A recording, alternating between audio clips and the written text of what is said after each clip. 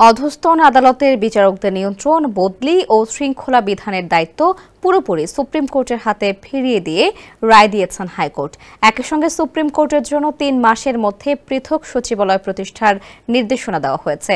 মঙ্গলবার বিচারপতি আহমেদ সোহেল ও বিচারপতি দেবাশিস রায় চৌধুরীর সমন্বয়ে গঠিত হাইকোর্ট বেঞ্চ এ রায় দেন। রায়ের পাশাপাশি বিচারকদের জন্য ২০১৭ সালে করা শৃঙ্খলা বিধি সংবিধানের সঙ্গে সাংঘর্ষিক ঘোষণা করা হয়েছে। এ রায়ের ফলে এখন থেকে বিচারকদের নিয়ন্ত্রণ, বদলি ও শৃঙ্খলা বিধানের জন্য রাষ্ট্রপতির কাছে সুপ্রিম কোর্টকে আর ধর্ণা দিতে হবে না। আদালতে রিটের পক্ষে শুনানি করেন আইনজীবী মোহাম্মদ শিশির মনিন। রাষ্ট্রপক্ষে শুনানি করেন অ্যাটর্নি জেনারেল মোহাম্মদ আসাদুজ্জামান। সংবিধানের ১১৬ অনুচ্ছেদ ২০১৭ সালের জুডিশিয়াল সার্ভিস বিধিমালার বৈধতা চ্যালেঞ্জ করে এবং বিচার বিভাগীয় পৃথক সচিবালয় প্রতিষ্ঠার নির্দেশনা চেয়ে গত বছরের ২৫ আগস্ট সুপ্রিম কোর্টের ৭ আইনজীবী রিটটি করেন। রিট আবেদনকারী ৭ আইনজীবী হলেন মোহাম্মদ সাদ্দাম হোসেন, মোহাম্মদ জহিরুল ইসলাম, মুস্তাফিজুর রহমান, আবদুল্লাহ সাদিক, মোহাম্মদ মিজানুল হক, আমিনুল ইসলাম শাকিল ও জায়েদ বিন আমজাদ।